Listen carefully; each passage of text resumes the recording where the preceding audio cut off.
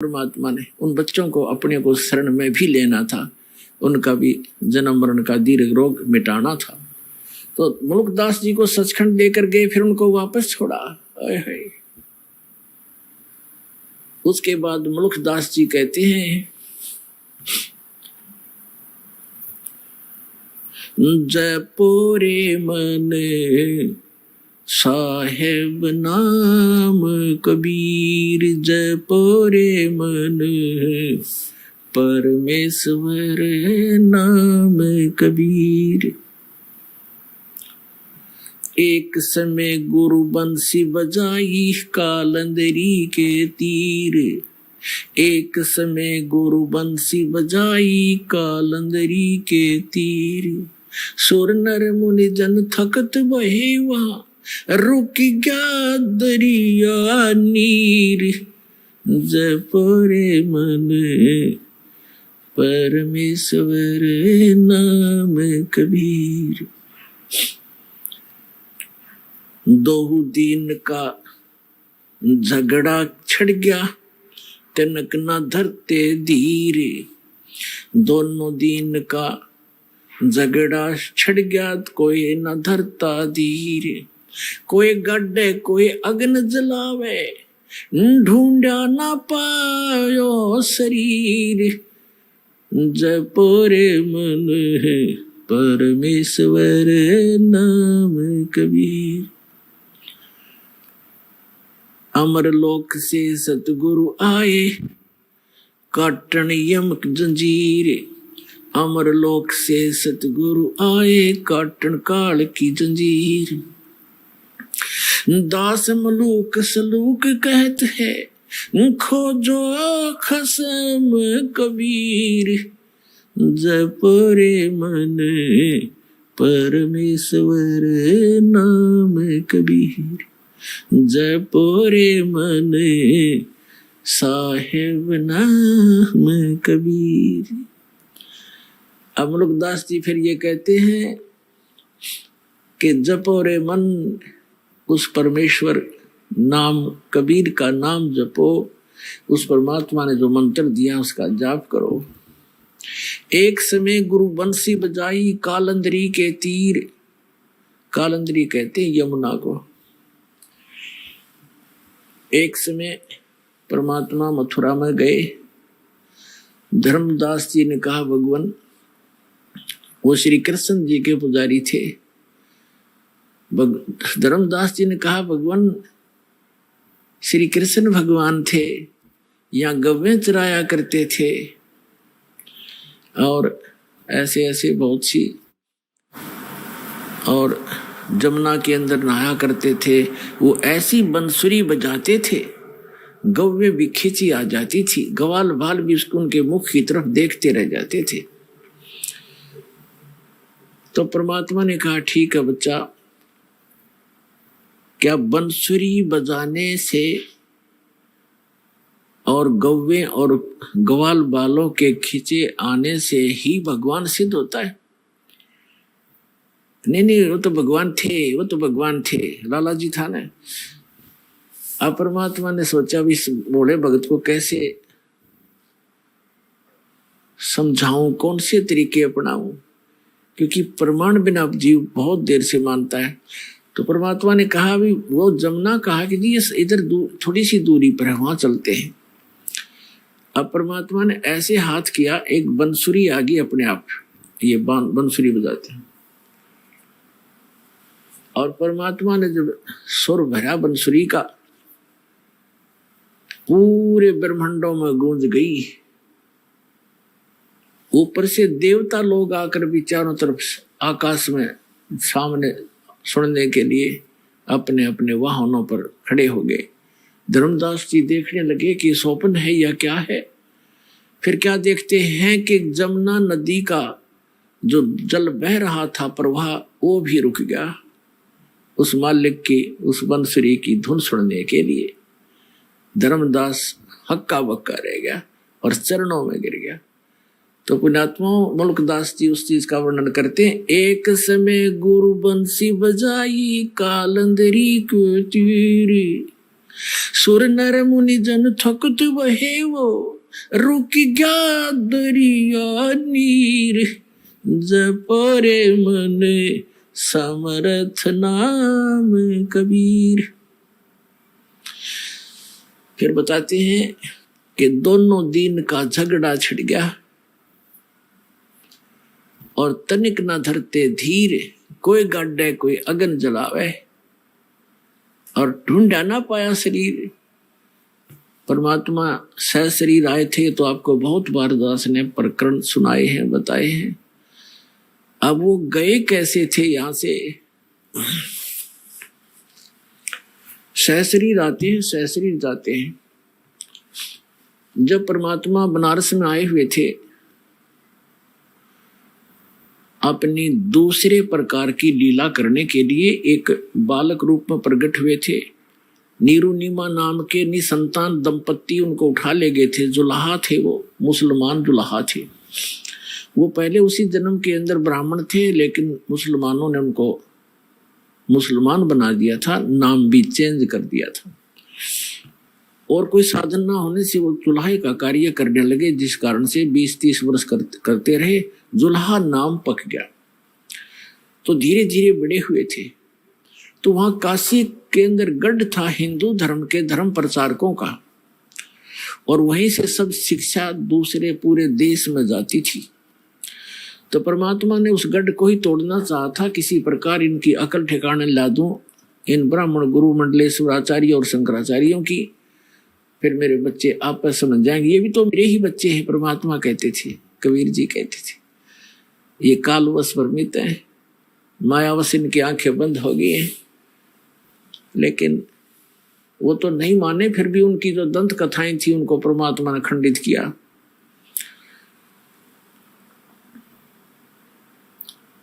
क्या बताते थे?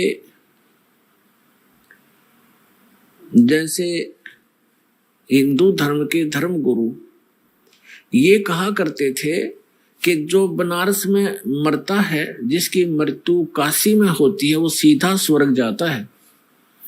और जो मगहर के अंदर मरता है, मगहर के अंदर मुसलमान एक नवाब था, बिजली खान पठान। बिजली खां पठान एक नवाब था, उसका राज्य था।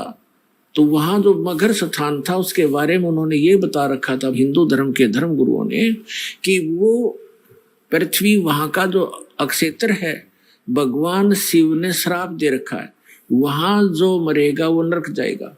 और एक वहां नदी बहती थी, आमी नाम है उस नदी का, वो दरिया बहती थी, उसको भी भगवान शिव ने शापित कर दिया था, वह सूख गई थी। इसलिए ब्राह्मण लोग कहा करते थे, मगर में कोई ना मरना, वो पृथ्वी सूची नहीं है, शुद्ध नहीं है। तो जिस कारण से हिंदू धर्म के जो रिच लोग थे, धनी व्यक्ति थे, उनने अपने माता पिताओं को वृद्धावस्था जब उनकी हो जाती थी तो बनारस में रखना शुरू कर दिया, किराए पर कोई कमरे धर्मशाला लेकर के। इस कारण से कि हमारे माता पिता की मृत्यु यदि बनारस में हो जाएगी, काशी में हो जाएगी, तो स्वर्ग चले जाएंगे। परमात्मा कबीर जी कहा करते थे, भाई भूमि भरोसे डूब हैं, कल्पत हैं 2 दिन, और पूर्ण ब्रह्म सबके गुरु कबीर भगवान, मगर बहे लौलीन। और फिर बताते हैं, कबीर साहब कहा करते थे कि मुक्ति खेत मथुरापुरी, वहां कीन्या कृष्ण के लोल, कंस के सी चाणूर से वहां फिरते डाम डोले। अपना आत्मा परमात्मा कहा करते कि तुम आप जी मथुरा को भी एक मुक्त अक्षेत्र मानते हो, कि वहां श्री कृष्ण जी ने बाल्यावस्था में बहुत से लीलाएं की थी, वहां उनके चरण टिके थे। और आप ये भी कहते हो कि मथुरा में जाने से कल्याण हो जाता है। उसी मथुरा के अंदर कंस और केसी राक्षस घोड़ा बनकर, और चाणूर जैसे भी वहीं रहा करते थे मथुरा में। और उनकी कैसी मृत्यु हुई? अगर मथुरा में रहने मात्र से मोक्ष संभव है तो कंस कैसी चाणोर से वहां फिरते डामाडोल, वो वहां कुबद कमाया करते थे, उनका बक्कल उतरा, उनकी कैसी दुर्गति से मृत्यु हुई। तो परमात्मा कहा करते थे कि भक्ति करनी चाहिए भाई, भक्ति के बल से, शुभ कर्मों के करने से आप कहीं भी मृत्यु को प्राप्त हो जाओ। जब आपका संस्कार आता है आप सीधे अपने उस स्थान पर, उस कर्म आधार से ही आप अपने स्वर्ग या जैसे भी आपका स्थान है वहां जाओगे। केवल पृथ्वी के ऊपर कहीं भी मरो, बुरा व्यक्ति तो नरक जाएगा और शुभ कर्मी प्राणी चाहे मगर मरो और चाहे मरो बनारस या मथुरा में, अच्छे कर्म करने वाला स्वर्ग और बुरे कर्म करने वाला तो भाई नरक में ही जाएगा। लेकिन ब्राह्मण लोग नहीं मानते थे, तो धर्म गुरुओं ने इतनी अफवाह फैला दी, ऐसी महिमा दंत कथा फैला दी कि जो काशी में मरेगा वो मोक्ष हो जाता है, जो काशी में मरेगा उसका मोक्ष हो जाता है।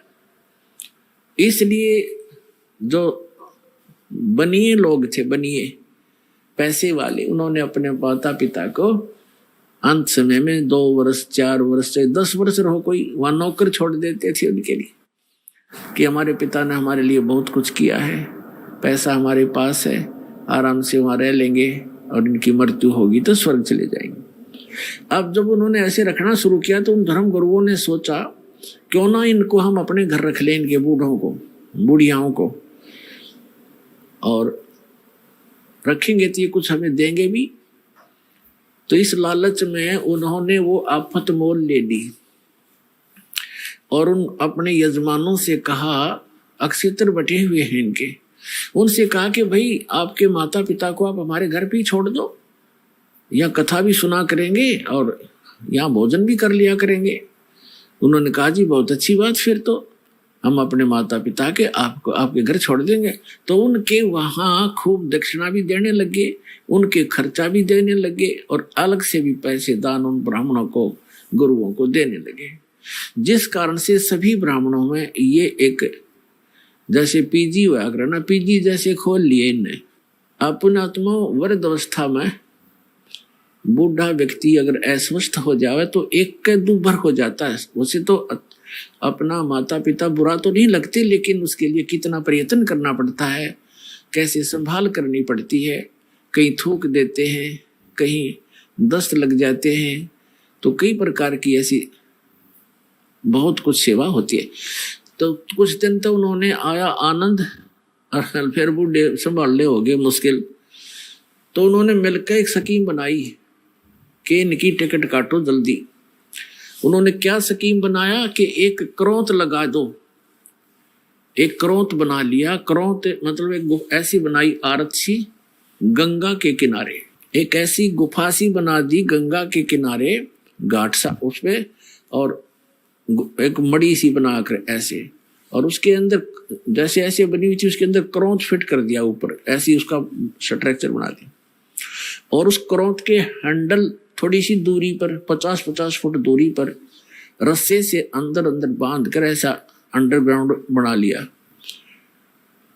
और वो दूर जाकर बैठ जाए 2 जने उसको हैंडल करने वाले, ऐसे जंगल सा बहुत जड़े से उसमें झाड़ से थे वहां पर। तो वो क्या कहते हैं कि जो उन्होंने एक अफवाह फैला दी कि जो गंगा के किनारे अपनी करौंत से गर्दन कटवाएगा वो सीधा स्वर्ग, शीघ्र स्वर्ग जाएगा। जो शीघ्र जाना चाहता है स्वर्ग, उसके लिए परमात्मा ने एक करौंत भेजना शुरू कर दिया। करौंत माने लकड़ी काटने का आरा, वो इतने लंबे लंबे दांतों वाला, ऐसे दोनों हाथों से दूर दूर से पकड़ कर चलाते हैं, ऐसा करौंत बोलते हैं उसको। तो भी बुढ़ापे में आप भी दुखी हो लेते हैं। उन्होंने अपने बच्चों से कहा, बेटा हमारा तो समय आ चुका है, हम भी दुखी हैं शरीर में, कभी आंखें दर्द कर रही हैं, कभी भड़क हो जाती है, और कभी कोई ना कोई समस्या शरीर में बनी ही रहती है। और ऐसे गुरुजी बता रहे हैं कि भगवान की तरफ से करौंत आता है और उससे जो गर्दन कट जाए, उससे गर्दन काटेंगे और सीधा स्वर्ग चले जाएंगे। और उन्होंने बताया कि पीड़ा नहीं होती, बहुत शीघ्रता से काम बन जाता है, झटके की तरह। तो सब ने धीरे धीरे उन्होंने अब अपने बुजुर्गों ने अपने बच्चों से प्रार्थना की, बेटा हम तो मृत्यु के निकट हैं और हमें जाने दो। तो बच्चे फिर मना कैसे करें, जब भगवान की तरफ से ऐसा कोई व्यवस्था होगी है तो अच्छी बात है। पिताजी भी चाह रहे हैं तो उन्होंने कर दिया वो शुरू अथा कसाई वाला। अब वो डेला गए गर्दन कटवाने वहां पर। अब वो आवाज लगा देते, हे परमात्मा करोत बेजियो, उसकी लटा के नो नीचे को मुंह करके, हे परमात्मा करोत बेजियो, और उसके पीछे थे ऐसे स्थान पर सेट करते तो सीधा उससे निकल कर आता वो, और नीचे उस रस्से होते थे उनको 2 बार ऐसे कर देते, कच्चे दही कर देता, और फिर उसको घुमा देते, वो ऊपर फिट हो जाता, दिखता भी नहीं उनको तो। और कौन देखे था अंदर जाकर के, तो वो निकाल ले गए, वो फिर उठाकर वहीं सभा कर दें। फिर उनकी मृत्यु के उपरांत वो गुरु जी फिर ये करो वो करो, फंड करो, वो न्यारी दक्षिणा, और उसकी विशेष टिकट लगा दी उन्होंने कि 100 रुपये लगते हैं जब करोत आता है, हमने पूजा करनी पड़ती है तब करोत आता ऊपर से। अब उस समय के 100 रुपये आज के 10 लाख के बराबर है। तो वो भी स्वीकार किया। परमात्मा कहा करते, भाई काशी करवत लेत हैं, आन कटावे शीस, और बन बन भटका खात हो, यूं मिले नहीं जगदीश। परमात्मा के मिलने की जो तरीका है साधना, वो हमारे पास है, उस विधि को अपनाओ, आपका कल्याण हो जाएगा। इस भ्रम का निवारण करने के लिए परमेश्वर कबीर जी ने बहुत सी कथाएं सुनाई, बहुत से प्रवचन किए, वाणी सुनाई, पर नहीं हमारे गले उतरी नहीं। एक मगध राज्य का एक बिजली खान नाम का पठान था, वहां का नवाब था वो। एक समय क्या हुआ कि मगध क्षेत्र में सूखा गिर गया, अकाल गिर गया। उन्होंने, क्योंकि वहां मगध नगर है एक छोटा सा, पहले बस्ती जिला था उत्तर प्रदेश में, गोरखपुर से 25 किलोमीटर उरली साइड में बस्ती की तरफ आती है। अब उसके नाम ही संत कबीर नगर जिला रख दिया गया है। एक छोटा सा नगर है, मगहर नगर है छोटा सा, जैसे बरवाले से भी छोटा। तो वहां सूखा गिर गया, उसमें हिंदू भी इतने हैं, मुसलमान भी बराबर के, दोनों आधी आधी आबादी है उनकी संख्या। तो सभी हिंदुओं ने अपने गुरुओं, ब्राह्मणों और सभी संतों और ये पत्रा वत्रा देखने वाले, इन सब से, भविष्य वक्ताओं से भी पूछ लिया। सभी ने बताया कि 2 वर्ष तक इस क्षेत्र में वर्षा का कोई संयोग नहीं है, क्योंकि आपके पुण्य नहीं है। तो सभी जंतर मंत्र करके सब थक गए, हाहाकार मच गई। तो किसी व्यक्ति ने बता दिया कि काशी के अंदर एक कबीर नाम के महापुरुष रहते हैं, वो चाहे तो आपका संकट निवारण कर सकते हैं। अब बिजली खां पठान ने 2 दूत भेजे, अपने सैनिक भेजे, कहा काशी के अंदर। और वीरदेव सिंह बघेल नाम का एक हिंदू राजा था, नरेश, वो काशी का राजा था, नरेश था। और सिकंदर लोधी दिल्ली का बादशाह था। उस दिल्ली के बादशाह के अंतर्गत ये छोटे छोटे राजा और ये सभी नवाब उसी के अंतर्गत आते थे।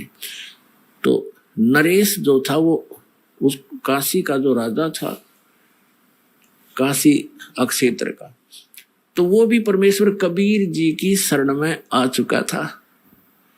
जब वो दोनों सैनिक संदेश वाहक बिजली खां पठान का एक पत्र लेकर के वीर देव सिंह बघेल के पास गए, उसमें लिखा था कि हमारे यहाँ बहुत बुरा अकाल गिर गया है, त्राही त्राही मच गई है, और मैंने सुना है कोई कबीर नाम के कोई संत हैं, कृपा उनको हमारे यहाँ भेजें और हमारे यहाँ वर्षा नहीं हो रही। वीरदेव सिंह बघेल ने पत्र लिखा और उसमें कहा कि बिजली खां, इतने बड़े संकट से जूझ रहे हो और संत को बाई ऑर्डर बुला रहे हो, अगर वो आ भी जाएंगे तो कोई लाभ नहीं होगा, आप आओ। अगर वो रजा नहीं बख्शेंगे बाई ऑर्डर बुलाए हुए, आप स्वयं आओ। राजा प्रजा का पिता होता है, उसके दुख से खुद भी दुखी होना चाहिए। आप आइए और स्वयं प्रार्थना कीजिए, अगर वो खुश होकर जाएंगे तो तुम्हारा काम बनेगा। बाकी संत परम है, ये भगवान आए हैं, ये अल्लाह उतरे हैं। और उनको मौखिक भी समझा दिया दोनों सैनिकों को कि जाके आपके राजा को ऐसे, नवाब को ऐसे बोल दो। उन्होंने आकर के बताया जी ऐसे ऐसे बात है। बिजली खां पठान सैकड़ों की संख्या में अंगरक्षक वो साथ लेकर के चला और वहां पहुंचा कबीर परमेश्वर की कुटिया के पास। दोनों, वो नवाब भी और नरेश भी, और नरेश वीर सिंह बघेल तो उनका शिष्य था, दंडवत प्रणाम किया। अब जो बिजली खान पठान था, इनका एक विधान है कि हम शीश नहीं झुकाया करते अल्लाह के सिवा। वो खड़ा रहा, फिर भी मालिक तो अपने बच्चों को शरण में लेने के लिए सोशल सीधर करते हैं। अब क्या हुआ, फिर उन्हें बताया भी कैसे आना हुआ। परमात्मा ने पूछा कि ये कैसे आई दो दो नवाब गरीब की झोंपड़ी पर। वीर सिंह ने कहा बिजली खां सुना दे अपनी दास्तां। तो बिजली खां पठान ने कहा भगवान बहुत त्राही त्राही हो रही है महाराज, सूखा पड़ गया है, आप रजा बख्शो। परमात्मा बोले भाई चलो, जैसी मेरी भगवान सुनेगा मैं भी अपनी अर्ज करूंगा। अगर ऐसा कोई दुख है तो मैं अवश्य चलूंगा और अर्ज करूंगा। भगवान ने सुन ली तो परमात्मा ने कहा बेटा भक्ति कर ले। कहते हैं क्या मांगू कुछ स्थिर ना रहाई, देखत नैन चला जग जाई, 1 लख पूत 1.25 लाख नाती और उस रावण का दीवान बाती। आप तो एक संतान प्राप्त करने की इच्छा करते हो और रावण के 1 लाख पुत्र थे, आज उसका कोई ज्योति दीपक जलाने वाला शेष नहीं रहा। कैसे लोक में क्या मांग रहे हो मेरे से, मोक्ष मांगो भाई। पर इतनी बुद्धि हमारा काम नहीं करती। जितनी फिर परमात्मा का आना जाना बन गया वहां पर अपने भक्तों को संभालने के लिए। तो एक मुसलमान जुलाहा था, उसके संतान नहीं थी और बार बार जब भी भगवान जाते थे यही अर्ज करता था। तो परमात्मा ने कहा ले भाई ठीक है, तू यही मांगता है तो 10वें महीने तेरे घर एक संतान, एक पुत्र आएगा। ऐसा ही हुआ। ये दास वहां गया था बहुत से भक्तों को साथ लेकर के। तब वहां जो मगर के अंदर, बताऊंगा आगे चल के, उसको उसी के लिए कथा बनाई जा रही है। तो वहां एक व्यक्ति मिला था जो परमात्मा की वहां यादगार के ऊपर वो बैठा था। वो कह रहा था हमारी जो पीढ़ी चल रही है वो कबीर परमात्मा के आशीर्वाद से चली है। हम कबीर साहब के आशीर्वाद से हमारे दादाजी का जन्म हुआ था और उसको कहते हैं मोहल्ला कबीर करम। मगर के अंदर एक मोहल्ला कबीर करम नाम का है। कबीर करम माने कबीर जी के रहम, कबीर जी के रहम से बसा हुआ एक मोहल्ला, उसको कहते हैं मोहल्ला कबीर करम। तो कह रहा था हमारा मोहल्ला कबीर करम नाम से जाना जाता है और हम उन्हीं के आशीर्वाद से हमारा आज वंश चला हुआ है। तो पुण्यात्मा, इस एक कथा से आपको कितना पता चला कि मासा घटे ना तेल बधे, वेद ना लिखे जो लेख, और सच्चा सतगुरु मेट कर ऊपर मार दे वेख। अब 60-65 वर्ष का वो जुलाहा हो चुका था, 65 से भी ऊपर उम्र हो गई थी। उनको संतान देती और 2 वर्ष तक उस अक्षेत्र में अकाल गिरना था, कोई वर्षा नहीं होनी थी। वह वर्षा दी। ये वो समर्थ परमात्मा है जो सतगुरु जो चाहे सो करही, 14 कोट दूत जम डरही, ऊत भूत जम त्रास निवारे, चित्रगुप्त के कागज पाड़े। चित्रगुप्त के कागज, धर्मराज के लेख मिटा दूं। परमात्मा कहते हैं लिखे हुए को काट कर धर दूंगा और अपना लिख दूंगा उसके ऊपर। वो करके दिखाया जाता नहीं। तो बिजली खां पठान और वहां हिंदू और मुसलमान सभी परमात्मा कबीर जी के शिष्य बन गए। काफी वर्षों तक बड़ी श्रद्धा से लगे रहे। अब एक दिन परमात्मा ने जब सब लोग जाना था, अपना काम पूरा कर लिया था, अमृतवाणी बोल कर धर्मदास जी से लिखवा दी थी, तो उन्होंने कहा भी मैं काशी के पंडितों, आप ये कहते हो कि जो काशी में मरता है वो स्वर्ग जाता है, मगर मरेगा वो गधा बनता है, नरक जाता है। मैं मगर में शरीर त्यागूंगा और अपने सारे जंतर मंत्र ये पोथी पत्रे साथ ले लो और सारे आप अपने नक्षत्र भी नोट कर लियो। इस नक्षत्र में मरने वाला, इस पृथ्वी पर मरने वाला जो तुम अटकलबाजी लगाते हो कहाँ जाएगा। इस बात का सब जगह जोर शोर से प्रचार हो गया। सब में आग की तरह बात फैल गई कि कबीर जी मगर में मरने का दावा करते हैं और देखेंगे भी वहां गधा बनेंगे, स्वर्ग जाएंगे या नरक जाएंगे। वीर देव सिंह बघेल कबीर परमात्मा के शिष्य थे। उसने भी अपने सैनिक साथ ले लिए और साथ में और भी बहुत गुणे, कोई हजारों की संख्या में दर्शक काशी और आसपास के गांव के और मगर के आसपास के गांव के इस बात को सुनकर इकट्ठे हो गए। और परमात्मा का 120 वर्ष की आयु, लीला में आयु थी भगवान कबीर साहब की उस समय, 120 वर्ष की आयु में। और बनारस से लेकर मगर लगभग 125 किलोमीटर 150 किलोमीटर का अंतर है। पैदल गए थे और 3 दिन में पहुंचे। अब वहां जाकर के अब बिजली खां पठान को पता चला कि गुरुजी आ रहे हैं, उनकी खातिरदारी के अंदर खूब तैयारी करवा दी सारी। अब जहां पर परमात्मा की यादगार बनी हुई है वहां परमात्मा कबीर जी जाकर खड़े हो गए, बैठ के। जिस दिन परमात्मा ने सतलोक जाना था, गमन करना था, सुबह उठकर कहा कि बिजली खां पठान मैं स्नान करूंगा। बिजली खां पठान ने कहा जी जल बहुत ला रखा है, कुएं से भरकर ला रखा है। तो परमात्मा ने कहा मैं कुएं के जल से स्नान नहीं करूंगा, मैं तो बहती दरिया में स्नान करूंगा, मैंने शरीर छोड़ना आज। बिजली खां पठान और वहां के सभी जो सेवक थे हिंदू और मुसलमान, सब ने करबद्ध होकर कहा भगवान यहाँ पर एक आमी नदी बहा करती थी, अब उसका आमी नदी तो है पर जल नहीं है उसके अंदर, और ये भगवान शिव के श्राप से शापित है, सूख गई है। परमात्मा बोले भी चलो दिखाओ मुझे कहाँ है वो नदी। जहां परमात्मा ने वो लीला की थी, सतलोक गमन की, सतलोक जाने की, उससे 400-500 फुट की दूरी पर वो दरिया थी कि आओ महाराज दिखाते हैं। तो परमात्मा वहां पहुंच गए। उस दरिया के किनारे खड़ा होकर के परमात्मा ने कहा, परमात्मा ने ऐसे इशारा कर दिया जैसे चौराहे पर खड़ा हुआ ट्रैफिक का सिपाही कर देता है और सभी गाड़ियां खकोट से भाग लेती हैं। ऐसे परमात्मा ने जिधर से नदी का अपस्ट्रीम था उधर से ऐसे कर दिया खड़ा होकर।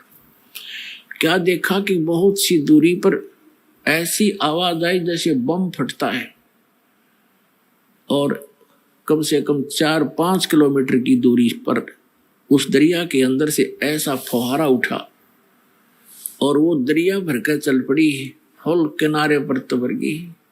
बोलो सतगुरुदेव की जय हो।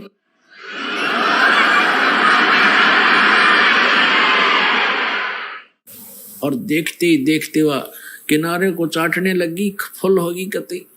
सब नावों मुलमुल गए, अरपियों में पानी ऐसा जैसे कदे आज तक देखा नहीं सा मीठा पानी, क्योंकि सतलोक से भेजा भगवान ने। गंगा के पानी को भी माफ कर दे ऐसा जल उस समय बहने लगा। सबने स्नान किया, क्योंकि वहां तो कई हजारों की संख्या में दर्शक गए हुए थे। सब मलमल करना आए।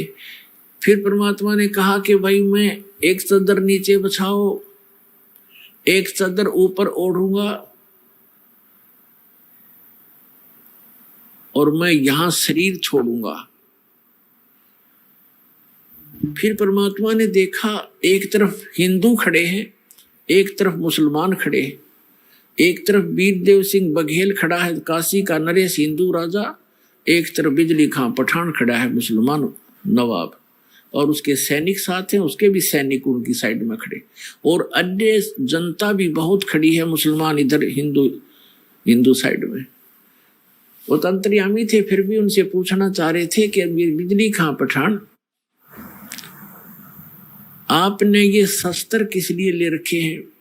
वीरदेव सिंह बघेल, आपकी सेना और ये तुम दोनों सेनाओं ने शस्त्र किस लिए लेकर आए हो? मुझे क्या खतरा था? तो वीर सिंह बघेल बिजली खां पठान वो तो बोल नहीं सके। अन्य जो जनता थी हिंदू और मुसलमानों में से कहने लगे, गुरुदेव, हिंदू वाले कहने लगे, आप हमारे गुरु हैं, हम आपका अंतिम संस्कार अपने हिंदू रीति से करेंगे, इन मुसलमानों के हाथ नहीं लगने देंगे। मुसलमान कहने लगे, आप हमारे पीर हो और हम आपका अंतिम संस्कार अपने अनुसार से करेंगे, अपनी रीति से करेंगे, इन काफिर हिंदुओं के हाथ नहीं लगने देंगे। परमात्मा बोले, रे भले आदमियों, 50 वर्ष तक मैंने तुम्हें क्या शिक्षा दी? हिंदू और मुसलमान तुम आज भी दो बने बैठे हो, तुम्हारी बुद्धि पर पत्थर गिर गए हैं। और पुण्यात्माओं, दास जो शब्द बतावेगा, जो भी ज्ञान कहेगा, 100% समझ लेना, बिल्कुल 100% सच समझ लेना। उस समय एक विशेष रूमर थी कि एक ऐसा भयंकर समय आने वाला है कि आपस में ग्रह युद्ध होगा, जनता एक दूसरे को काटेगी, कारण का पता नहीं। ऐसा वो भविष्य वक्ता बताया करते थे। ऐसी अनहोनी होगी, ऐसा जुल्म होगा और कत्लेआम होने की ऐसे लक्षण उनके पत्रों में, उनकी जो भविष्य की किताबों में वर्णन था। और काल तो ये चाहता ही है कि नाश हो जाए, इनका बुरा हाल हो, और मरते समय ऐसे संत के ऐसे हो जाए तो लोग इन्हों कहेंगे ऐसा कड़मुआ था, कोड नाश करा गया, क्या एक संत था वो। तब परमात्मा ने कहा, भाई बात सुन दो बच्चों, तुमने मेरी सीख पर, मेरी शिक्षा पर अमल नहीं करा, अब तो अपने लालच वश मेरे शिष्य बने रहे, पर मेरी बात सुन लो, मेरा काला मुंह मत करो, मेरी एक अंतिम पुकार सुन लो तुम। मेरा शरीर इस, वैसे तो चदरों के बीच में शरीर नहीं मिलेगा, कोई अन्य वस्तु मिलेगी, उसको आधी आधी बांट लेना, एक चदर हिंदू ले लेना, एक मुसलमान ले लेना, और शरीर मेरा मिले तो आधा आधा काट लेना, ये मेरा आदेश समझ लेना। पर बेटा तुम लड़ियो मत, कुछ भी कर लेना इस मिट्टी को, चाहे तो हिंदू रीति कर लो और चाहे मुसलमान रीति से कर लो, तो मिट्टी हो चुकी है, जीव जा चुका होता है। तुम कुछ आंखें खोलो तो तब तो वो शांत हो गए, कोई बात ना, एक बार शरीर छोड़ दो, फिर देखेंगे। उनका इरादा वो यही था कि छिन्नम चपटा करेंगे, लट्ठम लट्ठा करेंगे, छीनेंगे, पूरा सब लेंगे, आधा आधा थोड़ा काटा जाता गुरु जी को, वो तो अंतर्यामी थे, जान गए। तो नीचे एक चादर बिछाई, भक्तों ने श्रद्धा से नीचे 2-2 इंच फूल बिछा दिए, सुगंधित फूल 2-2 इंच, गुरु जी लेटेंगे, और ऊपर से दाता ने एक चादर ओढ़ ली। 2 मिनट के बाद परमात्मा ने आकाशवाणी ऊपर से कहा कि ए पंडितों, ए भविष्य वक्ताओं, अब अपना जंतर मंत्र लगाओ, मैं कहाँ जा रहा हूं। और कहा परमात्मा ने कि उठा दो पर्दा, इसमें नहीं मिलेगा मुर्दा, क्योंकि हम अविनाशी हैं। जब ऊपर उन्होंने देखा कि भगवान तो वो जा रहे हैं, वो जा रहे हैं, और चादर उठाई तो शव के आकार के सुगंधित फूल मिले, परमात्मा का शरीर नहीं मिला, वो तो सह शरीर सतलोक चले। बोलो सतगुरुदेव की जय हो।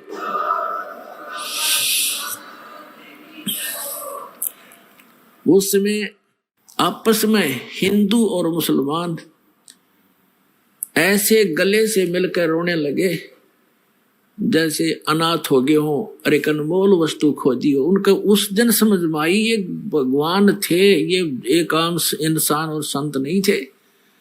दोनों रो रहे हैं कि हम कितने दुष्ट हैं, एक दूसरे से गले लग कर रो रहे हैं। वीर सिंह बघेल और बिजली खां पठान रो रहे हैं कि हमने अनमोल रतन खो दिया और अंत समय में हमने उनकी आत्मा को दुख दिया, हम कितने नीच हैं। पुणात्माओं, यदि परमात्मा ये रजा ना बख्शते, वहां कत्लेआम हो जाता, गृह युद्ध हो जाता हिंदू और मुसलमानों का। तो ये समर्थ परमात्मा है। समर्थ का शरणाग हो रंग होरी हो, भाई कदे न हो एकाज रोम रंग होरी हो। समर्थ का शरणाग हो, कभी भी कोई बुरा नहीं होगा और नेक नीति से काम करो। तो क्या किया, एक चद्दर हिंदुओं ने ले ली, एक चद्दर मुसलमानों ने, आधे आधे सुगंधित फूल दोनों ने ले लिए। मुसलमानों ने वहां कब्र बना दी उन फूलों और एक चद्दर को नीचे जमीन में गाड़ के, और हिंदुओं ने भी एक यादगार बना दी। अब दोनों ने वहां पर एक, मुसलमानों ने तो एक मजार बना रखी है मंदिर नुमासी, मस्जिद की तरह मंदिर नुमा, और हिंदुओं ने एक मंदिर सा बना रखा उस जहां पर वो फूल परमात्मा के नीचे, परमात्मा के तो सारी पृथ्वी है। वैसे उनकी उस भ्रम को निवारण करने के लिए परमात्मा ने जो लीला की थी, उन फूलों के ऊपर एक मड़ी सी बनाकर एक मंदिर बना रखा है। और उन दोनों में आपस में ज्यादा से ज्यादा 50 फुट का अंतर है। इस तरफ मुसलमानों ने बना रखे, इस तरफ हिंदुओं ने। ये दास देख रहा था, वहां से उनका वो बनाकर लाए थे चित्र। ये आपको दिखाते हैं वो चित्र, आप देखकर गदगद हो जाओगे। ये देखना, ये चित्र देखना उस परम पिता की यादगार का। अरे है, ये तो हिंदुओं का बनाया हुआ है, हिंदुओं का, और हिंदुओं के द्वारा बनाया गया है इसके नीचे। और ये है मुसलमानों द्वारा बनाए गए। ये जो इधर से गेट है, झुककर इसके अंदर जाना पड़ता है, और इनके यहाँ से ये रास्ता है, आपस में एक दूसरे में देखने के लिए भगत जाते हैं। और ये दो यादगार बनी हुई हैं, ये आज भी प्रमाण है। और वहाँ ये दास वहां गया था, तो वहां के हिंदू और मुसलमानों ने बताया कि हम आज तक कभी भी उसके बाद धर्म के नाम पर लड़े नहीं है। चाहे कहीं पर भी हिंदू मुसलमानों का चाहे कितना झगड़ा हो गया, हम आपस में कभी हमारा रसूख नहीं बिगड़ा। उसके बाद हम इतने नम्र हो गए, हम इतना गलानी बन गई हमारे दिल में, हम आज तक आपस में हिंदू और मुसलमान लड़े नहीं धर्म के नाम पर। एक वैसे तो कवा सुनी घर में भाई भाई की हो जाती है, वो अलग होती है, पर इस विषय में हम नहीं। तो इसके विषय में धर्मदास जी ने कहा था, आज मोहे दर्शन दियो जी कबीर, आज मोहे दर्शन दियो जी कबीर, आज मोहे दर्शन दियो जी कबीर। सतलोक से चल कर आए, सतलोक से चल कर आए, काटन यम की जंजीर, आज मोहे दर्शन दियो जी कबीर, आज मोहे दर्शन दियो जी कबीर।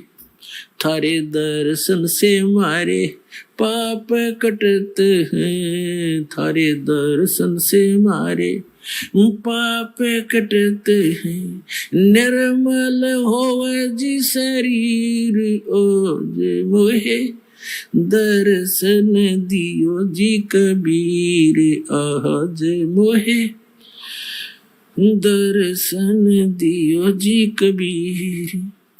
अमृत भोजन मारे सतगुरु जी में, अमृत भोजन मारे सतगुरु जी में, ये शब्द दूध की खीर, ओज मोहे दर्शन दियो जी कबीर आज मोहे।